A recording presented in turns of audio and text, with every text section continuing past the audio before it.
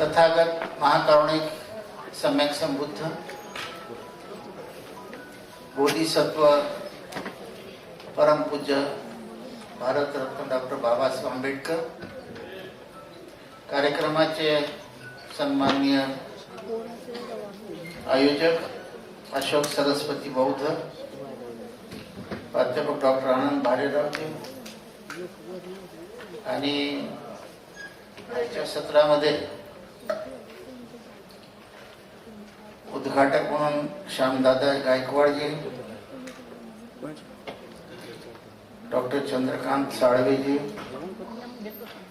सर्व संयोजक आयोजक मंडळी, बुद्धविहार समन्वय समिती द्वारा आयोजित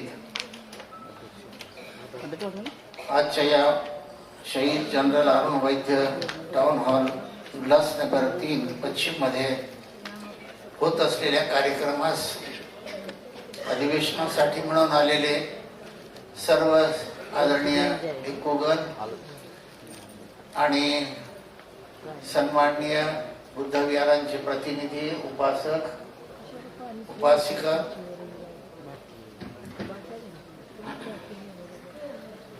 बऱ्याच वेळपासून आपण अत्यंत महत्वाच्या विषयाबद्दल ऐकलेलं आहे. अशोकजींनी चांगलं बोलले असं नाही म्हणणार मी, खरं बोलले असंच म्हणेल. चांगलं बोलणं सगळ्यांना येते, पण खरं कमी लोक बोलतात. आणि आताच डॉक्टर साहेबांनी सुद्धा चांगली मांडणी विविध विषयावर केलेली आहे. सर्वच इथे तज्ञ मंडळी आहे. आमचे कविवर्य प्राध्यापक शुक्राचार्यजी गायकवाड आहेत. आपल्यापैकी बरेचसे अभ्यासक आहेत, वाचक आहेत. खरं म्हणजे मला 2-3 महिन्यापूर्वीच अशोकजींनी निमंत्रण दिलेलं होतं आणि त्यात उल्लेख काय केला की सर्व आजारी मंडळी यायची. तेही खरं आहे. मी 2 महिने आजारी होतो. काल छत्रपती संभाजीनगरला दवाखान्यासाठी MGMला चेकअप साठी आलो होतो. एक जागतिक महिलांची परिषद भिक्षुणींची होती. त्या परिषदेत मला जावं लागलं आणि मला येणं होणार नाही असा एक संदेश मी अशोकरावजींना टाकला होता. परत त्यांचा फोन आला आणि त्यांची जे पोट तिडक दिसली अंतर्यामी मनातली की मी आलंच पाहिजे. खरं म्हणजे मी तिकीट रद्द केलेलं नव्हतं, त्यामुळे मला आपल्या या छानशा कार्यक्रमामध्ये आज येता आलं. छोटासा परिचय माझ्याबद्दल दिला. मी आपल्या या अधिवेशनामध्ये पहिल्यांदाच आलेलो आहे. ऐकत होतो मी बिहाराच्या समन्वयाच्या बद्दल. पूर्णा जिल्हा परभणीला मी तसा राहतो. मला दीक्षा घेऊन 50 वर्ष झालेली आहेत आपल्या माहितीसाठी. MA PhD करून नेट सेट करून PhD सुद्धा मी केलेली आहे. पूर्ण जे सेंटर आहे तिथे विहार तर आहेच, बुद्ध विहार, ग्रंथालय आहे आणि ग्रंथालयामध्ये माझ्याकडे 20,000 ग्रंथ आहेत. विहारामध्ये एक अभ्यासिका केंद्र चालतंय स्पर्धा परीक्षेचं. कुठली त्याला फी नाही. 150 मुलं मुली, गरीब मुलं त्या अभ्यासिकेमध्ये अभ्यास करतात. आणि सांगायला मला बरं वाटेल की या 8-10 वर्षामध्ये 80 ते 90 मुलं आमच्या अभ्यासिकेमधून शासकीय नोकरीला लागलेली आहेत अभ्यास करून. ही विहाराची आमच्या फलनिष्पत्ती आहे. विहार ही कधी आमची पूजेची, आराधनेची साधन ठिकाणं नव्हती. कारण जी वाचक मंडळी आहे त्यांनी नालंदा, तक्षशिला, उदंतपुरी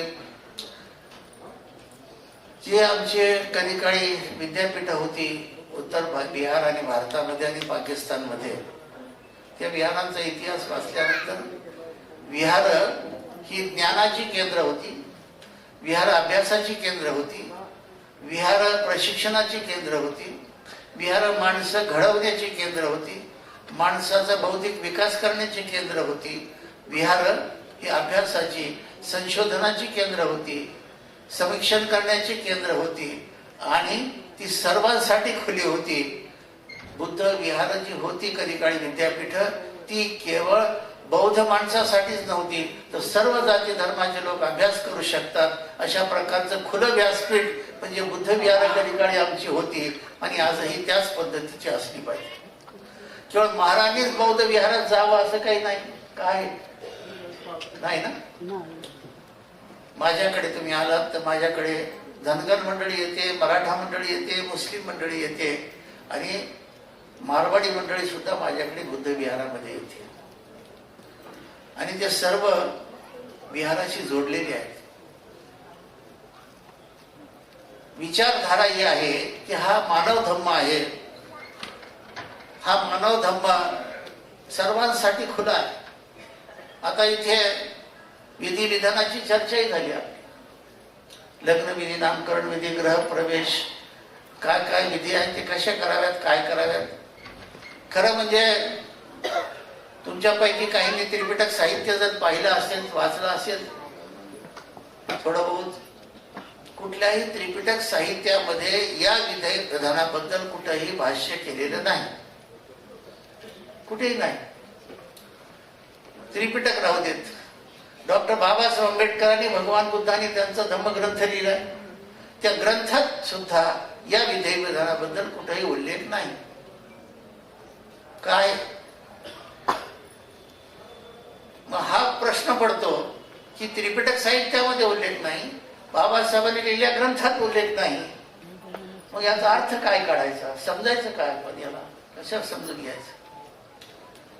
या विधी विधानाला फारसं महत्व नाही. हा धम्म आचरणीय धम्म आहे.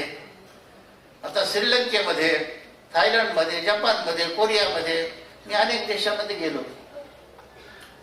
तिथे महिलांच्या गळ्यामध्ये मंगळसूत्र नाहीत, बांगड्या नाहीत, जोडवे नाहीत, कानामध्ये, गळ्यामध्ये कुठेही काही नाही. आभूषण कोणतेच त्या महिलाकडे नाहीत, त्यांच्या गळ्यामध्ये मंगळसूत्रही नाही.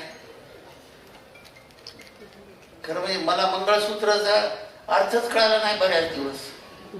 काही दिवस मी त्याचा थोडा अभ्यास केल्यानंतर कळालं की लग्न झाल्यानंतर सर्व सूत्र बाईच्या हातात जातात, माणसाच्या मागे मंगळ लागतो, त्याच्यामुळे त्याला मंगळसूत्र म्हणतात.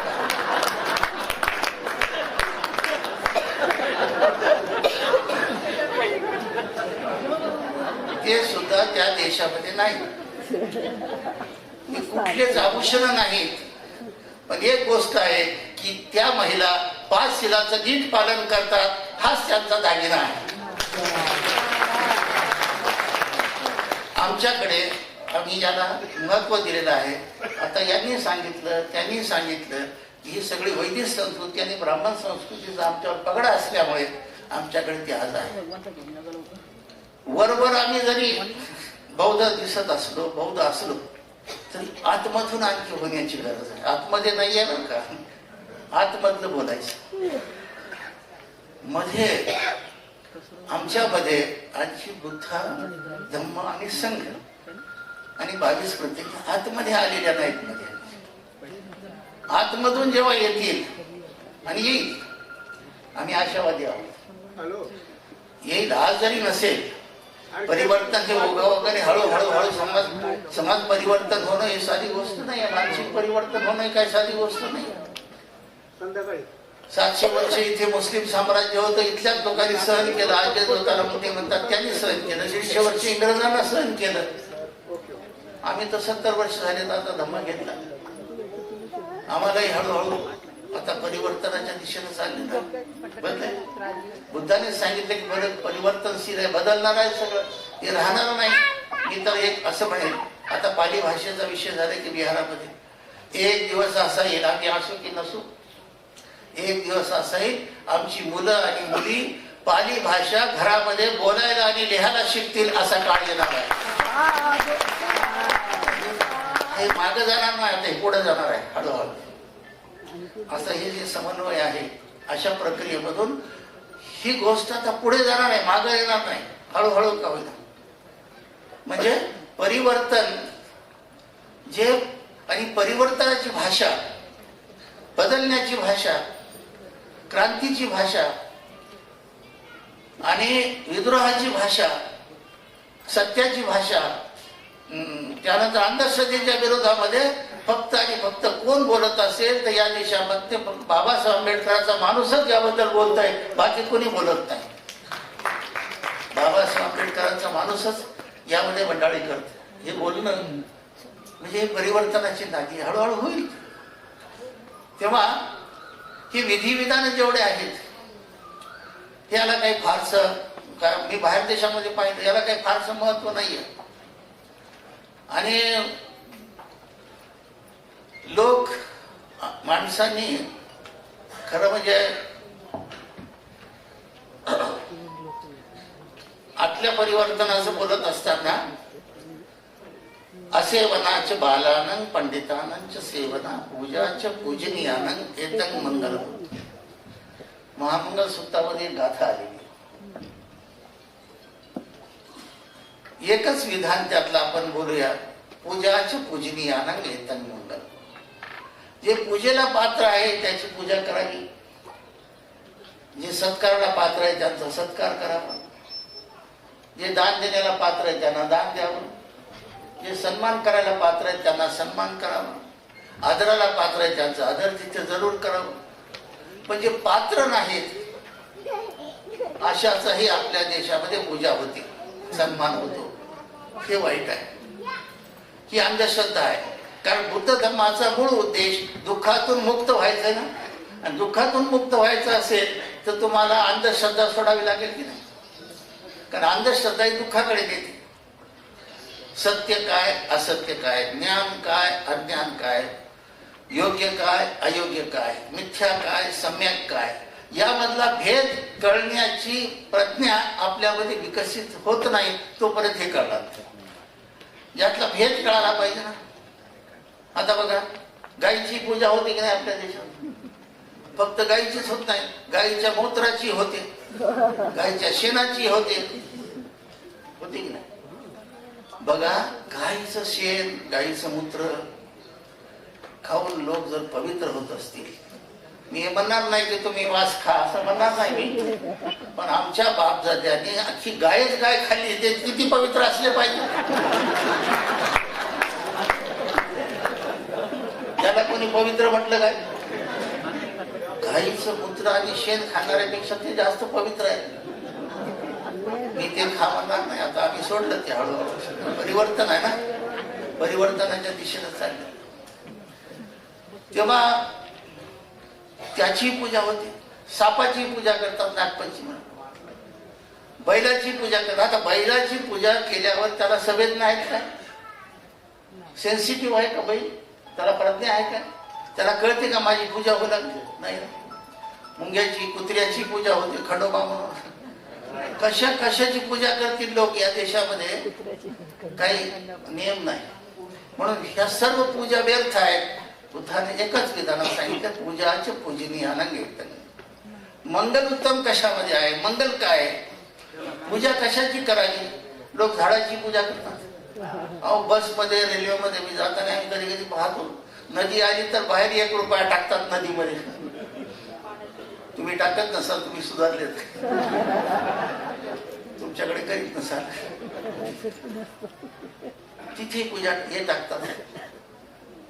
म्हणजे कशाची पूजा लोक करतात की तुम्हाला सगळ्याला प्रॅक्टिस. म्हणून आतमधून दिवाळीला पूजा करतात, दसऱ्याला पूजा करतात. आता त्या लोखंडाची पूजा संवेदना आहे का त्या लोखंडामध्ये?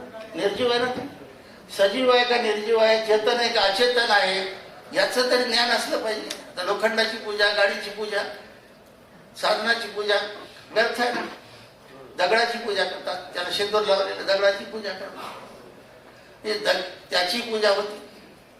कशा कशाची पूजा या देशामध्ये. तिकडे आसाममध्ये एक कामाख्या देवी आहे, तिथं योनीची पूजा होती त्या कामाख्या देवीची. आणि आमच्याकडे काय शिवरात्रीला लिंगाची पूजा झाली. आम्ही लिंगाची पूजा करतो, तिथे योनीची पूजा होती. तेही पूजा आपल्या देशामध्ये आहे. म्हणजे या व्यर्थ पूजेला तथागताने 2500 वर्षापूर्वी यज्ञयागाचा जो काळ होता तेव्हा बुद्धाने विरोध केला या गोष्टी की कुठली पूजा करायची. आणि मी यासाठी बोलू लागलो की जेवढं तुम्ही अज्ञान, कारण आसक्ती तृष्णाचं दुःखाचं मूळ आहेच आहे, पण अज्ञान सुद्धा तुम्हाला दुःखाकडेच घेऊन जातं, ज्ञानाकडे घेऊन जात नाही, अज्ञानाकडे घेऊन जात, सत्याकडे नेत नाही, असत्याकडे नेत, कुशल कर्माकडे नेत नाही, अकुशल कर्माकडे नेत. म्हणून आपण डॉक्टर बाबासाहेब आंबेडकरांनी स्पष्ट सांगितलेलं आहे 22 प्रतिज्ञा, म्हणजे श्राद्ध पक्ष करणार नाही, पिंडदान करणार. काही लोक ते ताट घेऊन जातात मेल्यानंतर दाखवायला बापाच्या त्या राखेच्या ठिकाणी.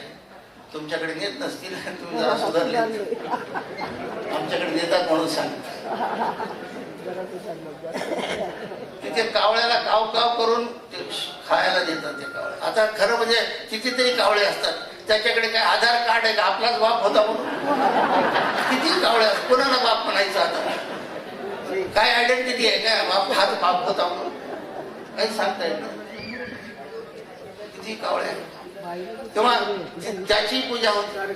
जिवंतपणे आई वडिलांची सेवा करत नाहीत, खायला देत नाहीत आणि तिथे नेतात. त्याच्यामध्ये त्या ताटामध्ये पुरी भाजी त्याच्यात काय असेल तेवढं नेतात. काही ठिकाणी दारूही नेतात, मटणही नेतात. का? त्याच्या आत्म्याला संतुष्टी मिळाली. हाच ना, म्हणजे त्याचा आत्मा जो भटकू लागलाय तो इकडे येऊ नये, तिकडेच राहावा. त्या आत्म्याला इकडे परत येऊ नये घरी. काय पाहिजे त्याच्या मड्यावर घरात या, पण त्याचं येऊ नये आत्मा आपल्या घरी. तिथेही पूजा होती बघा. आणि बऱ्याच ठिकाणी मी पाहिलं कपाळाला मेलेल्या त्याने 1 रुपया लावा. तुमच्याकडे लावत नसतील, जरा सुधारले. आमच्याकडे लावतात. 500 रुपयाची नोट लावत नाही, फार लबाड माणसं. त्याच्या तोंडात सोनं टाकतात, थोडस टाकतात का? त्याने कमवलेलं सर्व सोनं टाकत नाही, थोडस टाकत. फार लबाड. म्हणजे गेल्यावरच त्याच्यासोबत लबाडी. त्याची पूजा होती मड्याची. व्यर्थ आहे. काही त्याचे कपडे वगैरे असतील विटाळलेले ते जाळून टाकतात, पण त्याची गाडी असली एखादी ती जाळून टाकत नाही. फार लबाड माणसं. त्याचा बंगला आहे, त्या बंगल्यात राहत होतात, ते बंगलाही जाळला पाहिजे. बंगला जाळीत नाहीत, गाडी जाळीत नाहीत, भारीचे कोट असले ते जाळीत नाही, शिल्पीची गाडी गादी वगैरे चांगली असेल ती जाळीत नाही. त्याची फसवणूक. आणि तिथे गेल्यावर आम्हाला म्हणतात म्हणजे जरा पाणी पाजू दे. आता मेल्यावर त्याच्या संवेदनाने जेव्हा पाणी पाजायचं तेव्हा नाही पाहिजे, तर पाणी पाजू द्या. तुमच्याकडे पाजत नसतील.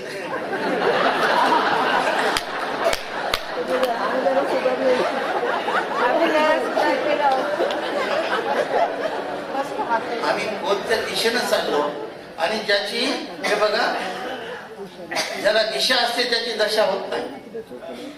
बाबासाहेबांनी ज्या दिशेला जायला सांगितलं त्या दिशेनंच आम्ही जायचं आहे. एक मनुष्य असतो, डॉक्टरकडे जातो, तपासतो, औषध गोळ्या घेतो आणि डॉक्टर म्हणतात तुम्ही काय करा, थोडं वजन कमी करा आणि रोज 10 किलोमीटर चालत जा. याने औषध घेतलं, माहिती घेतली, त्याच्याकडे मोबाईल होता. 8 दिवसाने फोन केला डॉक्टरला. डॉक्टर म्हणजे आता नेपाळ पर्यंत आलो, वापस येऊ का पुढे जाऊ म्हणलं. झालं तर जायला. काय सांगितलंय बाबासाहेबांनी नेमकं आम्हाला, कसं जायला सांगितलं, कोणत्या दिशेनं जायला सांगितलं. दिशा एकदा चुकल्यानंतर माणसाची दशा होत असते. हळूहळू का होईना, क्रमाक्रमानं का होईना, पण दिशा सोडू नका, मार्ग सोडू नका, उद्देश सोडू नका, ध्येय सोडू नका, इच्छित सोडू नका. त्या इप्सित आपल्याला पूर्ण करायचं आहे.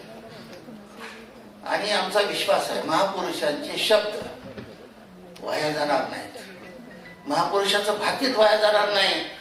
कोणाचा विश्वास असो की न, हळूहळू का होईना एक दिवस भारत बौद्धमय झाल्याशिवाय राहणार नाही, याच्यावर आमचा विश्वास. आम्ही आशावादी आहोत, निराशवादी नाही. म्हणून कशाची पूजा करू नका, फक्त आणि फक्त बुद्ध धम्म संघ आणि डॉक्टर बाबासाहेब आंबेडकरांचीच पूजा करा, हे तुम्हाला सांगायचं आहे. कुणाची पूजा करू नका, व्यर्थ पूजेच्या याच्यात जाऊ नका. आमच्याकडे या गोष्टीबद्दल, या अंधश्रद्धेकडे यासाठी मी वळालो की बुद्ध विहारांच्या मध्ये, कारण थायलंडमध्ये जेव्हा डेट माणूस मरतो हो तेव्हा त्याला 8 दिवस 10 दिवस एक महिना ठेवतात विहारांच्या मध्ये, आणि सन्मानपूर्वक ठेवतात, रडत नाही कोणी, फार सन्मान करतात डेड बॉडीज, आणि सन्मानपूर्वक विहाराच्याच परिसरामध्ये त्याची सोय केली जाते. आमच्याकडे विहार आहेत, छोटी मोठी विहार आहेत. बाजवानो मी थोडासाच पूर्णेचा थोडा परिचय दिला. माझ्याकडे मी यांना बायोडाटा पाठवला होता. अजिंठा लेणीच्या पायथ्याला आम्ही एक ट्रस्ट केलेली आहे. डॉक्टर SP गायकवाड त्याचे अध्यक्ष आहेत, मी सचिव आहे. 20 लोकांचे आमचे ट्रस्ट आहे. आम्ही थोडी थोडी थोडी थोडी उपासकांच्या दान देणगीवर करून अजिंठा लेणीच्या पायथ्याला 75 एकर जमीन विकत घेतलेली आहे. तुमच्या माहितीसाठी अजिंठा लेणीला गेला, राहण्याची खाण्याची तिथे सोय आहे. मला आधी संपर्क साधा, थांबायची सोय आहे, देणी पाहायची सोय आहे, आणि जेवणाची साबायची सोय आमचे छोटे म्हणजे इन्चार्ज आहेत तिथे बोधिधम्मा, त्यांच्याकडे तुमची सोय होईल. कधी गेला तर प्रोजेक्ट बघा. 1 कोटीची दगडाची बुद्धमूर्ती बसवली, 5-6 खोल्या आहे, हॉल आहे. आता दुसरं 2 कोटीचं बांधकाम सुरू आहे पर्यटक निवासाचं. दरवर्षी कार्तिक पौर्णिमेला तिथे धम्म परिषद भरते. कधीतरी अजिंठा लेणी पाहायला आपण आला तर तुम्हाला हे पाहायला मिळेल. बीडला आमचं एक सेंटर आहे, तिथे छोटे भक्ती जे आहेत. 6 एकर जमीन आम्ही विकत घेतलेली आहे, तिथे काम सुरू आहे. लातूरला 9 एकर जमीन विकत घेऊन पण ते पयानंद तिथे काम पाहतात, तिथे सध्या डेव्हलप सुरू आहे. महावीर भंतेजी काळेगाव म्हणून अहमदपूरला, तिथे 6 एकर जमीन आहे.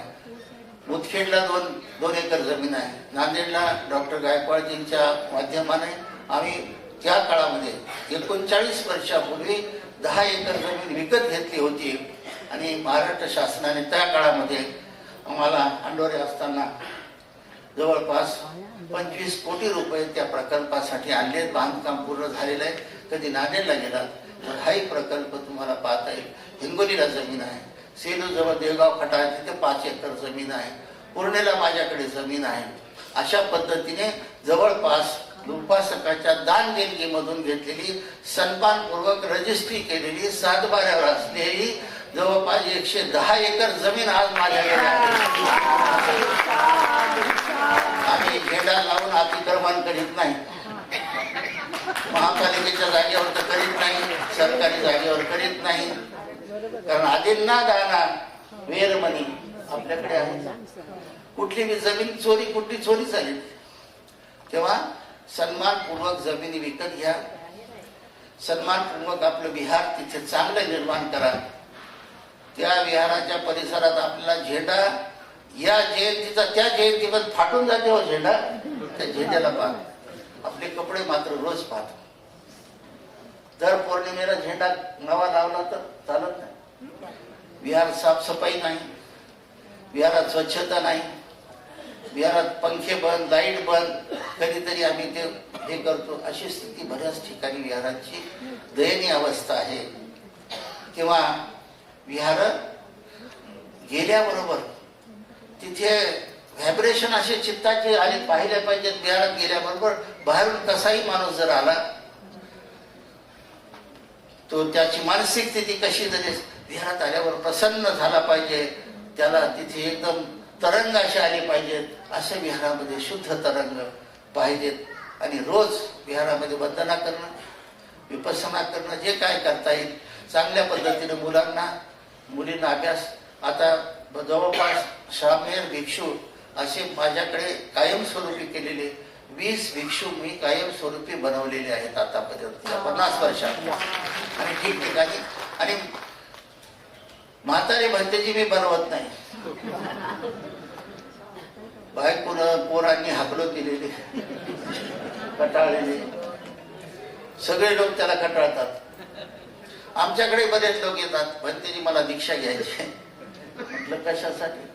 तर म्हणले धम्माची सेवा करावं म्हणालो. मी तुझी सेवा करावं लागला, धम्माची सेवा कधी करशील, तुझी सेवा. आता 60-70 वर्षानंतर याची हे काय धम्माची सेवा करणार? गेला वेळ. आता जेव्हा वेळ होता तेव्हा बरेच बाया येतात आमच्याकडे, भंतेजी यायला घेऊन जा तुमच्यासोबत. का हो? त्यांनी घरी लई ताप द्यायला सुरू. म्हणजे इकडं तुमच्या घरी ताप देतं म्हणजे समाजाला ताप द्यावा त्याने इकडं पाठवायचं. हे कोणतं तंत्र आहे? काही मुलं घेऊन येतात, भंतेजी मुलं काय झाले, मॅट्रिक नापास झालाय, लयच आगाव म्हणते, लय दारू पिते, लय भानगडी करते, याला घेऊन जातो. म्हणजे 90% 95% तुम्ही ठेवून घ्या आणि 35% आमच्याकडे पाहिजे.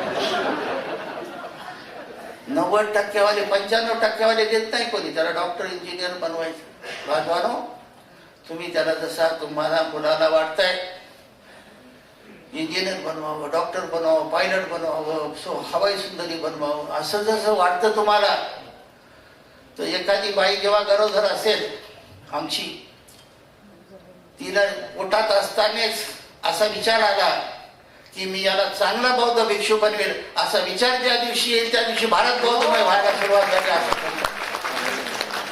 हा विचार येतो का आमच्या मनात? भिक्षू एखादा बनवायचा, चांगला मुलं, मेरिटचे मुलं चांगले भिक्षू बनवायचे. चांगले भिक्षू बनल्याशिवाय कसं होईल? प्रचार आणि प्रसार कसा होईल? म्हणून चांगले बौद्ध भिक्षू विहाराच्या सोबत, का विहारात तिथे भिक्षू पाहिजे प्रशिक्षण द्यायला. तुम्ही थायलंडला शिल्लक गेलात, बाहेर देशात चायनामध्ये गेलात, तर प्रत्येक विहारामध्ये तुम्हाला भिक्षू दिसतील. बुद्धगया, सारनाथ, लुंबिनीला तुमच्यापैकी गेलात तर भिक्षू तिथे पुजारी म्हणून बसत नाही. तिथे कुठल्या विहारामध्ये, आता माझ्याकडे जर आलात, हे मोमबत्ती अगरबत्ती सुद्धा विहारात लावू देत नाही मी, अशोकजी नाही. मोमबत्ती अगरबत्ती बाहेर बोधिवृक्षाखाली चबुतरा केलेला आहे. फुलं, मोमबत्ती, अगरबत्ती. कारण आपली माणसं संधी दिली की पेढेही ठेवतात, साखरही ठेवतात, तिळगुळही ठेवतात, काही ठेवतात. आपली माणसं कशाला कमी करत नाही. भगवान बुद्धाला कुंकू लावायला सुरू करतील, तिळ लावायला सुरू करतील. काय करतील याचा नियम नाही आपली माणसं. तुम्ही करत नसाल, आमच्याकडे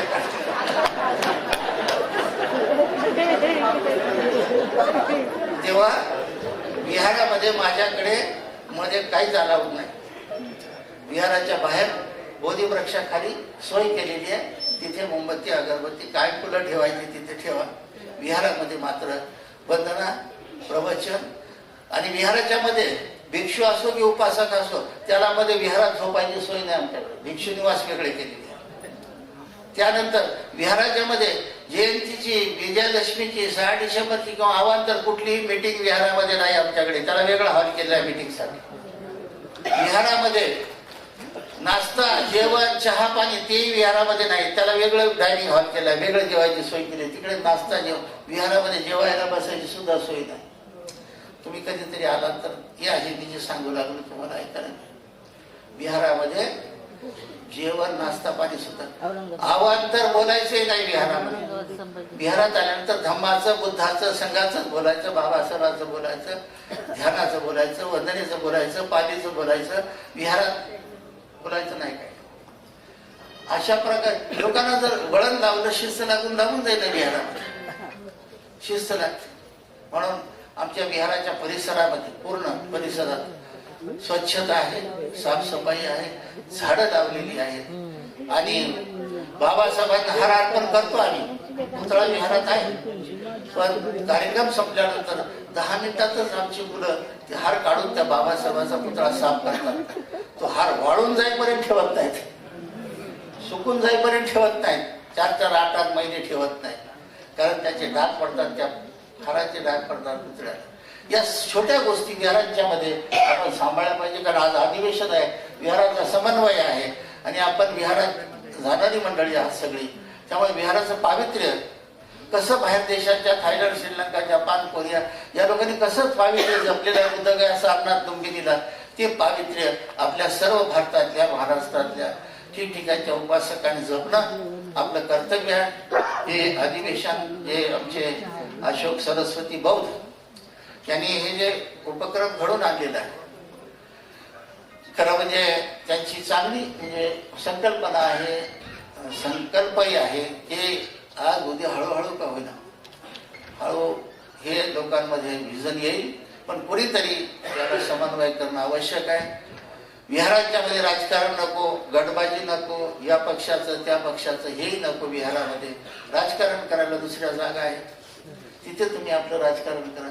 विहार ही काही राजकारण करण्याची जागा नाही. बऱ्याच ठिकाणी विहारांच्या मध्ये वादिवाद आहेत, तुम्हालाही माहित आहे, भांडण वादिवाद. आपलं भांडण आपल्या माणसांचं पाळण्यापासून जाळण्यापर्यंत भांडण असतं. म्हणून विहारामध्ये वादवाद, भांडण नको. जे आहे ते तिथे आपलं पावित्र्य जपा. भांडण करायची जागा दुसरी आहे, चर्चा करण्याची, वायफळ चर्चा करण्याची जागा दुसरी आहे, तिथे करू नये.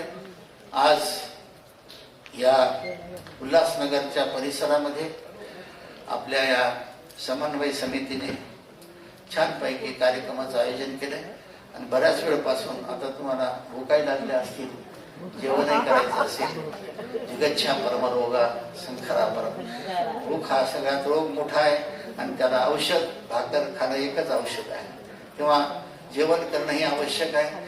आपण एवढ्या वेळ शांत मनाने ऐकून घेतलात. मला सन्मानपूर्वक या कार्यक्रमासाठी अशोकजींनी निमंत्रण केलं, त्यांना समन्वय समितीला उपस्थितांना परत एकदा धन्यवाद.